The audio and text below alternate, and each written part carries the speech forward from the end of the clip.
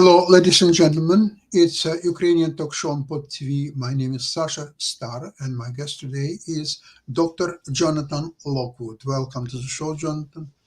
Thank you, Sasha. Glad to be here as always. And I would like to take this opportunity to welcome the viewers of uh, the who saw my appearance last night on Rick Walker's podcast on Maverick Network, in which we discussed Ukraine and a number of similar issues. And that he has a fairly sizable audience, and they are very interested in the developments in Ukraine. And he greatly appreciated my countering the stream of Russian propaganda that his viewers had been subjected to, and we are a necessary corrective. So I welcome all those additional viewers and hope that we will be able to continue to bring them additional enlightenment on the actual situation between Russia and Ukraine. Yeah, excellent. Jonathan, so what's happening on the front lines right now in Russia-Ukrainian war? It's basically a sort of a stalemate, although Russians are fiercely trying to get ahead and sacrificing a lot of people. There is just not a single day that they would lose less than at least 1,200 people, but many days it's 1,600, 1,800, and so on. But 1,200 is the minimum that they're losing. Which explains why Putin is calling up another 160,000 Russian conscripts. Now he's dipping even deeper into what manpower pool he has left. This is only going to exacerbate his problems once the war actually ends. And it is not going to end with a Russian military victory in Ukraine. The numbers and the parameters simply are not going in his direction, contrary to what Russian propaganda is trying to assert. Their logistics system is no better. In fact, it's even worse than it was at the beginning of the war. Their quality of their manpower has gone down. They've gone through their best troops. They've lost now 1 million, which is the greatest since World War II. And now they are in Ukraine. By comparison, their military has grown much stronger, and they have higher quality weapons, and they have political allies. They now have demonstrably more political support than they had at the beginning of the war. The European Union has declared that its sanctions will remain in place unless Russia withdraws from all of its occupied territory, including Crimea. And unless the Russians do that, European Union has said these sanctions will remain in place. President Trump has now grown visibly annoyed with the behavior of Russia in refusing to agree to a ceasefire. And so the direction that, given President Trump's past pattern of behavior, he will retaliate. He will retaliate against Russia and try to raise the cost to Russia of continuing the war compared to making a deal, which is what President Trump wants, but he's not likely to get exactly what he wants. What may well end up happening here, based on the factors that we're seeing, is that Russia's offensive efforts will run out of steam. They will lose all momentum, and Ukraine will be presented with yet another opportunity to reverse the military and political situation with a well-timed counteroffensive at a time and place of its choosing. That's the way I see it, and the way that the events and the evidence presented before me continue to unfold. What do you think? What do you think, Sasha? Well, I'm trying to find out one answer to this following question that I have, and I don't have an answer. Look, he started now incredible gamble with the world tariffs. So he's 180 countries that basically he puts US against all the rest of the world. Mm-hmm. And that's what I call a great cosmic roll of the dice. But he's rolling not his dice, he's rolling dice of all American people, including those who voted for him. Mm-hmm. So right now, China has already retaliated with 34 that mirror. Now, European unions ask all companies to put a freeze on all investments in the United States, and they're preparing their retaliation. Canada already retaliated. Japan has sold in the last 2 weeks $30 billion worth of U.S. Treasury bills and government papers, and they're going to do that every second week. And yeah, listen, the best case scenarios there will be negotiations. Yes. Indeed, there will be tons of diplomats coming from all over the world to Mar-a-Lago and get on their knees and ask for forgiveness and so on. Really negotiate. If not, then to accept that what's happening and just go home and. But there is another scenario which is happening so far right now. That's why the stock market is tanking today much more than yesterday because of China and European Union effect. So in the second scenario, there could be a situation when it will be all world against United States. They will stop any trade, any purchases of any U.S. products, and they will just ostracize U.S. and it will just get stuck with North America and South In, America, perhaps. in which case you could well get a worst case, as if the such scenario you're describing unfolds and proceeds to its logical conclusion. What you could well get is a scenario very similar to the Great Depression of the 1930s. Absolutely, European. Then in that scenario, all bets are off, and we see what happens in a great global reset, and that is territory that I hesitate to tread into, because right now it's just, we say, okay, is everybody going to back off? Are we going to have a reset, or are we going to have a replay of the 1930s?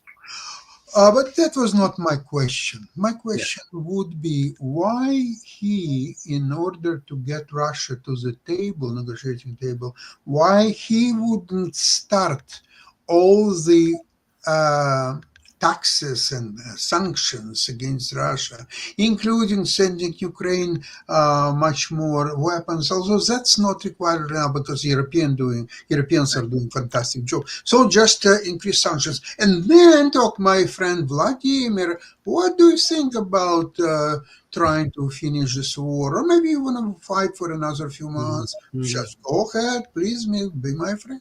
But so why it's not happening? Because President Trump is holding that last lever of pressure he's holding that last lever of pressure in reserve. Remember, he's a deal maker. He's trying to raise the price to making a deal. Now he's holding that last lever of tariffs against Russia and sanctions against Russia. Okay, Vladimir, this is your last chance to come to your senses, make a deal. Let's have a ceasefire. If you don't, it's going to get harder for you. And that is the logical progression that I see emerging from that. So, but no matter how you slice it, this is going to be a really rough ride. There's something else in play, Jonathan. Right now, there is a economic advisor of Mr. Putin. What's his name? I forgot. He's a husband of his daughter's girlfriend, Dmitriev. Oh, yes, that one. Mm-hmm. Dmitriev. Don't be surprised that, of course, he's a KGB cadre. Well, I would suspect so, since he's always seeming to be very optimistic sounding. Yeah, Mr. Happy News. Yeah. Okay, so he's now in talks with Mr. Vitkov, who is the partner of in real estate transactions with somebody by the name Leonard Blavatnik. It's Putin's highly placed oligarch based in London, England. Anyway, they are talking about all kind of commercials. They're not talking about ceasefire, trust me. They're talking about all kind of projects they will do together in Arctic, in Gazprom, supplying all the gas and oil to the European Union. The question is whether the European Union will take it. That's a different question. So it seems to me that Trump is encouraging this business transaction mode between Russia and the United States. They're talking about reestablishing Russian consulates and all this. Russian consulates and embassies, it's nothing but house for Russian spies. Oh yes, yeah, but that's practically a given. So Putin is doing something what any other U.S. president would never done. And I'm always asking, I don't have solution why it's happening, but do you know anything why it's happening? At this point, from my perspective, no.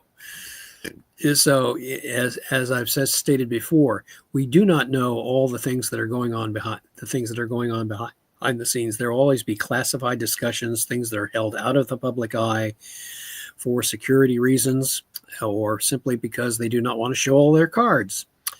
And so this is something where you extrapolate from the given situation. And right now, the best that I can determine from my perspective is that President Trump is trying, with the means at his disposal, to set up or incentivize Russia to make a deal, to have a ceasefire, to maneuver and to produce that situation. Whether that will be successful, it's an ongoing thing. But right now, Russia does not have a military lever. They really don't. They're continuing the war simply because they have no real choice. They're in effect in too deep to quit, because if they do quit, then Putin has to face his own fellow military and political oligarchs, so to speak, and that he has to face the Russian public, as faced with 1 million casualties. Why did you get us into this war, Vladimir? Where's our glorious new Russian Empire? Well, you answered the question why Putin cannot finish this war right here, right now. He needs something some kind of a victory. Right. He needs to be able to present some sort of reason that justifies his having started the war in the first place. And right. if he suffers any kind of significant reverse, or anything which could be perceived as a failure of his to achieve his desired stated goals, which, all of his military and political allies, they've been stating about how they want to reverse all of NATO's gains. And basically they're talking about restoring the Russian Empire and all of this stuff. They're nowhere close to that. And Ukraine is well on the way to being able to thwart even the least of his objectives, which is the conquest of Ukraine. And that is not going to happen. And the European Union and European allies all see it as in their best interest to stop Russia right now in their attempts to subjugate Ukraine. So, given the way things are going, it's not going to be pretty. But what I foresee eventually is this grinding to a halt, and any agreement that is established will in effect be the equivalent of what exists now between North and South Korea. They're technically still at war after 75 years, but they have a peace of sorts, a very uneasy peace. And what we may have a very similar situation emerging here at the end of active hostilities between Russia and Ukraine. It will be much better in Ukraine's favor if they are able to execute a successful counteroffensive. They're executing minor counteroffensives now and keeping Russia off balance and extracting a very high price from them in terms of manpower. But I go back to the correlation of forces.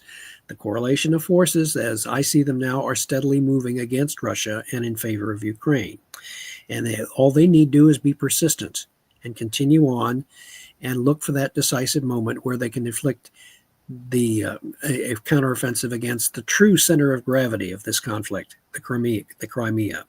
Other military experts and commentators, the conventional wisdom, if you will, they say that this is not possible. What I would say in counter to them is that if conventional wisdom, if so-called conventional wisdom were to any degree accurate, reliable, or consistent, Hillary Clinton would have been president, because they were all saying before the 2016, oh, Hillary Clinton has a 99% chance of being elected, until she wasn't. So that was, so I tend to, I am a contrarian, a nonconformist in terms of my assessments for a very valid reason. In that I tend not to trust the mass of conventional wisdom and conventional opinions. Because history has proven conventional wisdom, the common wisdom, is often wrong. So that is why I'm cautious about drawing premature conclusions or snap judgments about what is going on currently. So in any case, that is it's a fascinating situation. It is a very volatile one, but one that is very dynamic and fast moving. And so I would hesitate to say that the United States is definitely moving in this direction, or that this is definitely what is going to happen. But President Trump is obviously trying to raise the price to Russia of continuing the war with whatever means he believes are most effective. And that's my take on it. Jonathan, I don't see how he is raising price for Russia to continue the war if he's not imposing any sanctions. He is not supplying Ukraine with weapons. So as I said, he's holding that off to give them. It's a form of carrot and stick approach. Yeah. He's in fact saying, Vladimir. No, so there's a lot of carrots and no stick so far.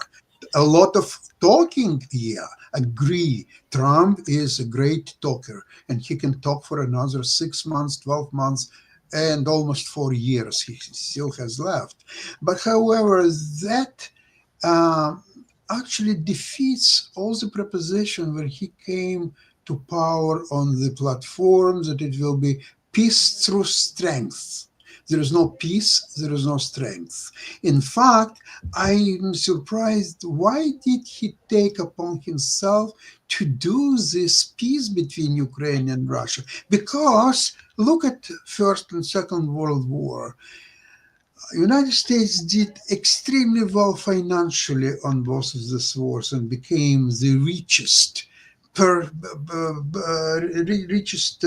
country in the world by sheer volume of production, trade, and so on. So about 50% of world GDP. Yeah, exactly. So okay, Ukraine and Russia are fighting. It doesn't matter who is right, who is wrong. They are fighting, and you have access to Ukraine to sell them any ammunition, create a lot of new workspaces for their leading war manufacturers like Lockheed Martin and many others. What really is behind that? There will be peace in 24 hours. There will be peace in 100 days. There will be peace here, there is there. There is a progress. There is all that stuff. Why is he putting on a table now with tariffs all his political capital? He's becoming the most hated person in the world. America is always being hated around the world, but now it's becoming really European countries. They are ready to fight all these tariffs with the risk of going themselves into depression, as to inflict as much pain on the United States and Trump as ever possible. Why Trump is putting himself and all United States through all this? Interesting question, which we will see in the coming weeks and months. Okay, agree. I see. It's impossible to draw a conclusion from the information given. So, but Jonathan, I hope you agree with me that this tariff thing is a gamble in itself. Oh yes, it is. It has never been done on this scale, and certainly not to this degree of decisiveness. It is an untested theory.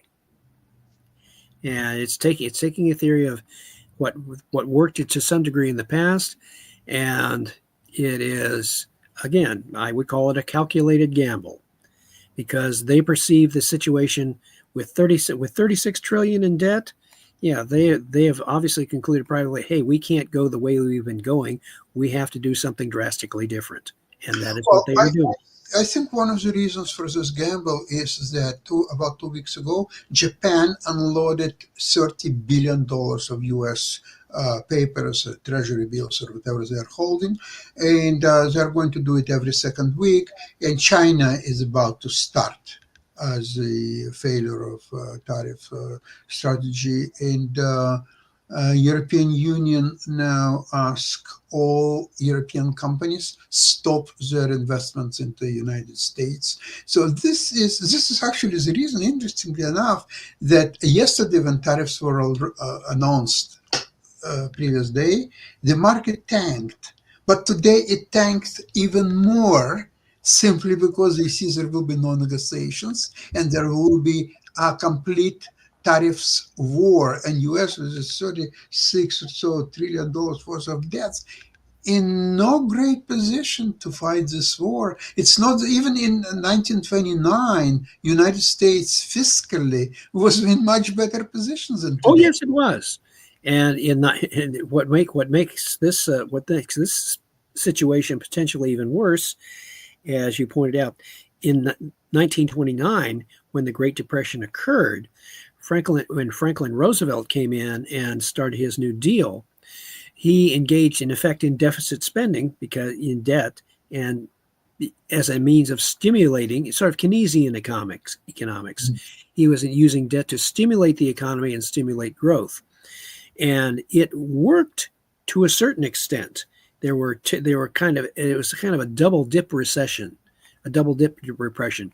Up to about 1937, there was growth from 1933, the depths of the depression, until 1937, and then it fell back again. It's sort of a depression within a depression, and it was slowly struggling again, and it was not, ironically enough, until the outbreak of World War II, which created the massive demand that the U.S. economy needed in order to gear up its production, its food production, its military production, its production all across the board.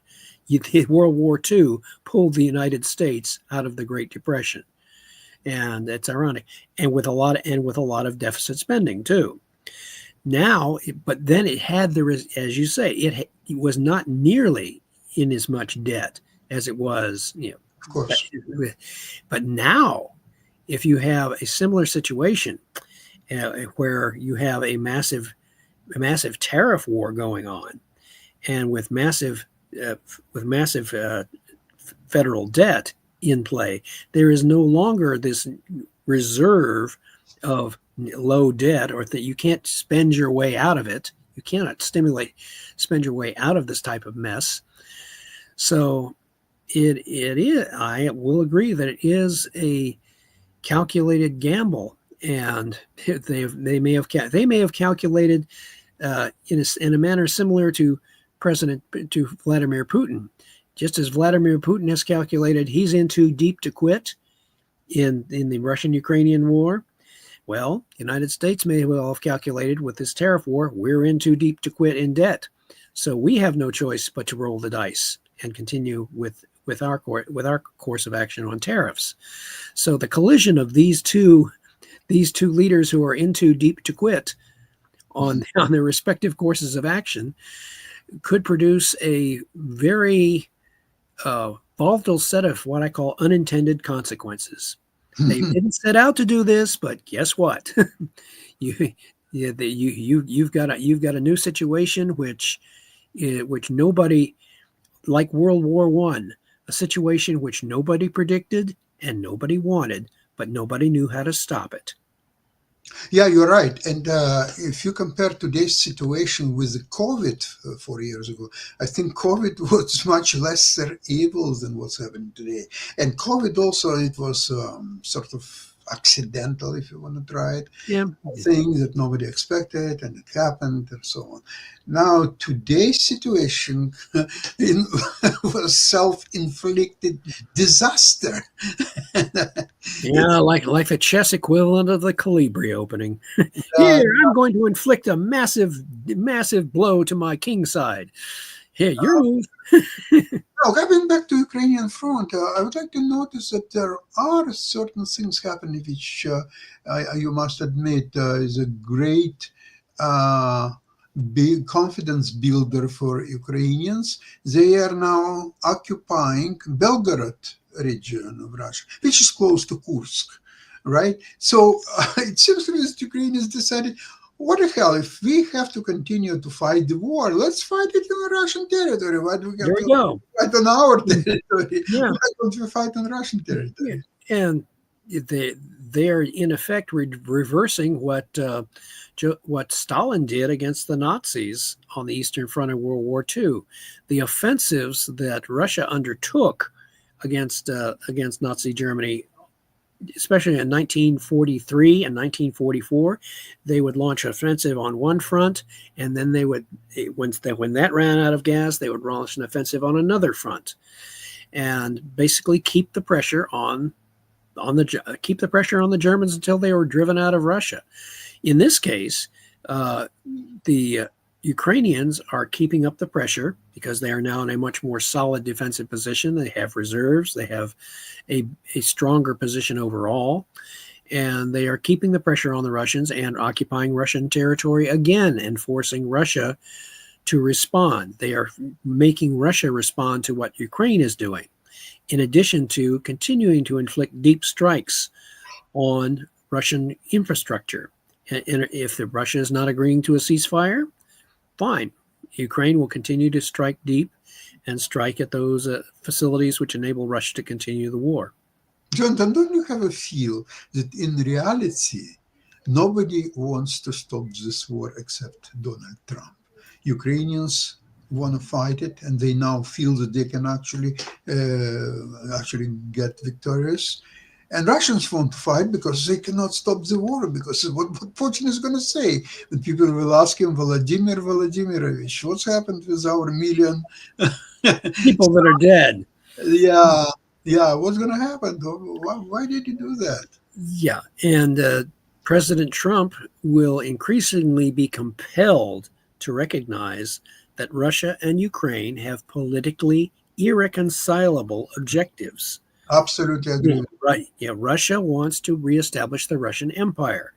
Ukraine wants no part of that. They want no part of Russia.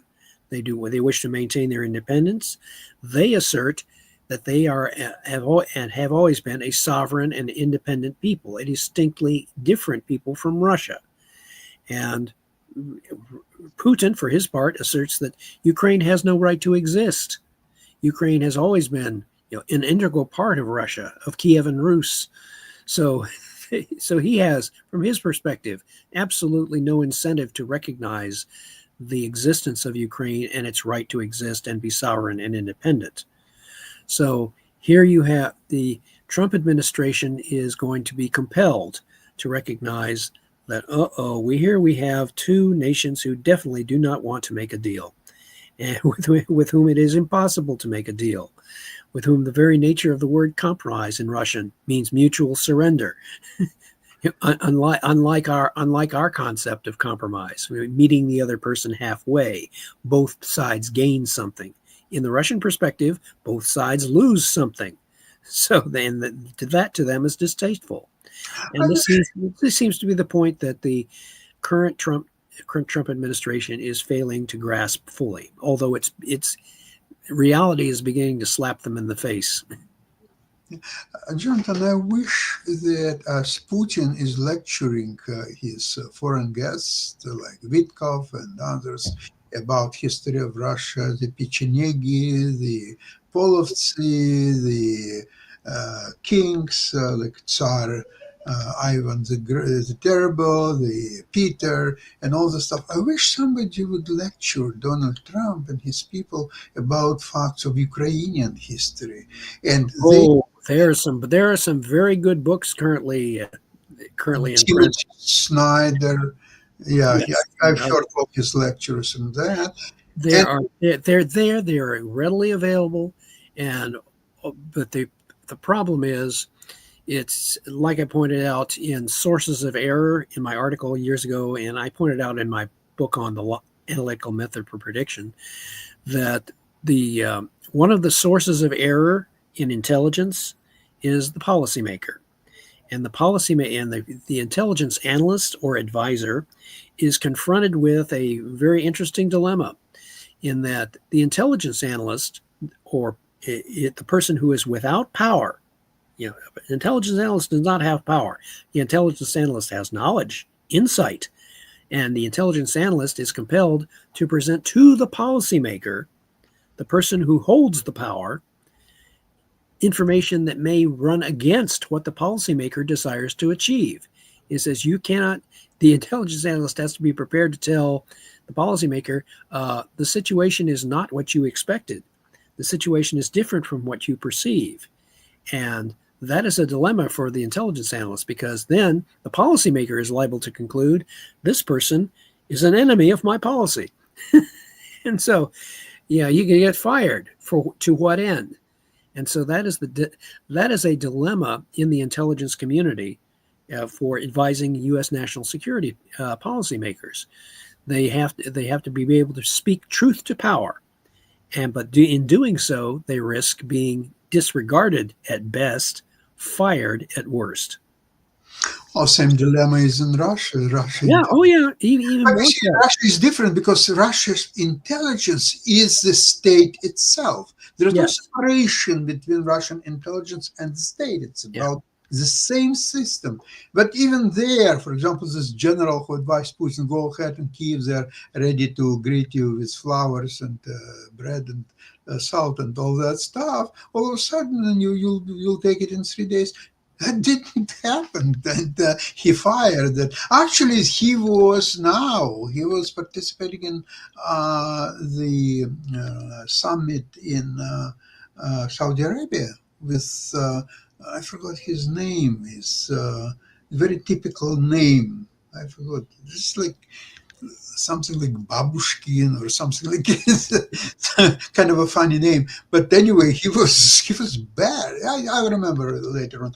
He was barred from working for FSB for some time, and then he was reinstated. One thing what Putin is curious about curiosity is that he never fires people from FSB. He removes them, he sends them to another department, he rotates them, but he never fires them. Right. And interestingly enough, it sort of brings to mind with the current U.S. discussion of building a Golden Dome, which is sort of an expansion, or really putting into practice Ronald Reagan's Strategic Defense Initiative in attempting to construct an impenetrable missile defense over the U.S. Recall when that happened, when Reagan first declared SDI back in 1983, the KGB in April 1985 sent a report to Gorbachev analyzing the SDI program and stating that eventually SDI would be able to block 90% of Soviet missiles in a first strike, and there was no way that the Soviet Union could keep up with this capability. And by the way, it was not capable of doing that, but the Russians believed that it could. And they acted on that belief, and they made major concessions, arms control negotiations.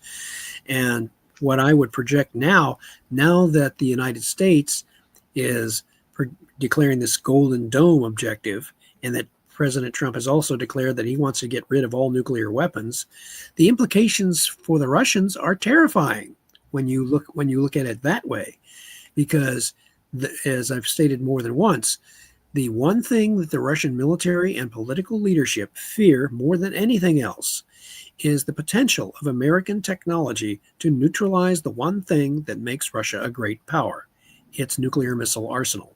And let's see, past Russian leaders have conceded as much, and in a speech, particularly in a speech to the 1994 Russian Duma, where the leader declared that the only reason Russia is considered a great power is because its armed forces have nuclear weapons, and that's practically giving away the game. So it's very interesting, and the Golden Dome bill may be creating quite a degree of consternation in Russian military and political circles. They're just not talking about it publicly. They don't dare, because if they do, they are in effect revealing their fear there's secret fear that that the United States might actually go through and carry this out. And the means exist, as I've discussed before, but now it is a matter of, will the Trump administration, in its deliberations behind the scenes, and hopefully keeping them off of things like Signal or other places and not discussing them publicly, if they make this, draw this conclusion as to what Golden Dome should be, that it will create some very significant a degree of fear in Russian military and political leadership. So that is why I hesitate to say that to say in which direction things are going, simply because we don't see all the cards. We don't see all the things all the whole cards that all these people have, and particularly Ukraine, because Ukraine very cleverly is keeping its best whole cards hidden. They have not played them yet, but they are in fact shifting the military situation on the battlefield steadily in their favor. And as I said, this will probably, again, my projection, this will, if during this year, it should end in a stalemate. In effect, or a situation where Russia has run out of offensive potential, where it cannot achieve a meaningful military or political victory in Ukraine. And that is when we will have, albeit in a very difficult and drawn-out manner, we will achieve some sort of peace in Ukraine. Oh, Jonathan, thank you so much for such a optimistic view. And I'm not so sure myself whether a peace for Ukraine is better than continue war and destroy Russia, because that's the second best out. That's the second best outcome. Not the first one. Well, if you destroy Russia, you create a vacuum, and China might well take advantage of that. So again, there's all sorts of and keep in mind a Russia that is on the verge of destruction.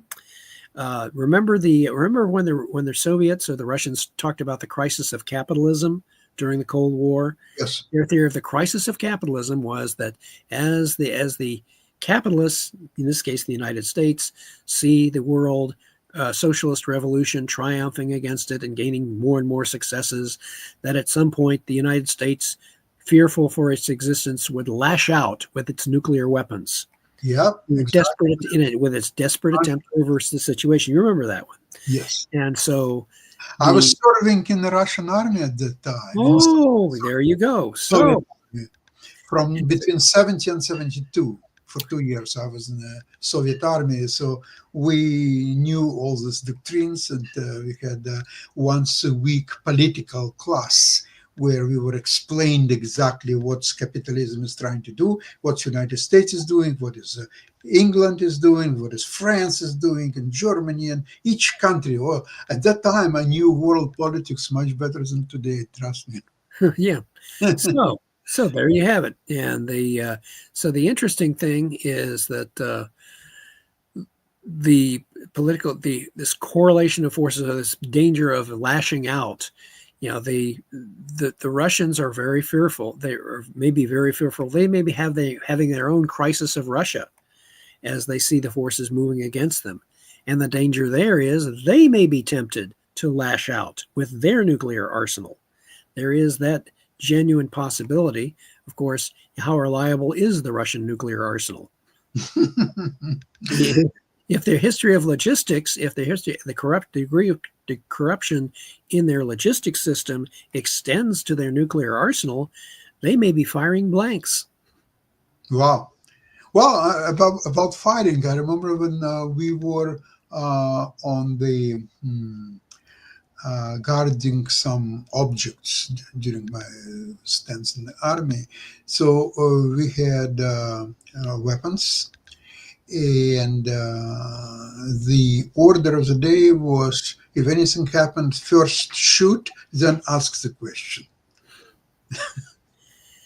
Yeah, I had access as an intelligence officer. I got access to, eventually discovered, due to some incident we had, about the Soviet Guard regulations. And interestingly enough, we would have been able to avoid a very nasty incident that took place in East Germany had we been aware of the Soviet Guard regulations. Mm. And the way the Soviet Guard regulations for dealing with intruders went was, if you see an intruder, you fire a warning shot over the intruder's head and you order him to lie down. Then if the intruder moves in any direction after you have told him to lie down and fired that warning shot, if he moves in any direction after that, shoot to kill. And Well, a lot of warning shots were not done meticulously, precisely well, and they were shooting right in the head, and then that person would not move into any direction. Right. So you didn't have to go to step 3.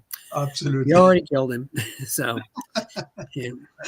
But, anyway, well, I think we are on the verge of very interesting news, because there was declared the end of war by April 20th, because it's exactly 3 months after inauguration of Trump. Now, if you extend it to 100 days, it's April 30th. And guess what's happened by May 30th is Doge. yeah, Elon Musk is scheduled to leave from his position, and he'll be going back to SpaceX and Tesla in an effort to repair the damage there. Well, not necessarily to SpaceX, although he has an opportunity, as I've contended before, he has an opportunity with SpaceX if the administration goes in what I recommended being the right direction as far as constructing the Golden Dome. But again, it's a set of very dynamic circumstances which I hesitate to put myself out there and making a definitive conclusion. The only conclusion that I am willing to adhere to at this point is the eventual failure of Russian military operations in Ukraine, because the factors simply are not going in their direction. Absolutely. Yeah. So I hope, listen, in next week, maybe 2 weeks, we will hear a lot of positive news. That's what I'm expecting. I hope that Trump will try to force his hands towards Putin, because otherwise I don't see exit strategy for Trump. I mean, what he's going to say, well, I tried, it didn't work out. Okay, forget about this war. Okay, let's move into tariffs. Let's move into something else. He has to save his face one way or another, and we'll see how he's going to do it. Be fascinating to watch. Right. Just glad I'm not in the middle of it. Yeah. Jonathan, thank you so much for today's program, and have a great weekend. And we'll see you on Tuesday, same place, same time. Excellent. All the best to you and our listeners. Glory to Ukraine. Bye-bye, everybody.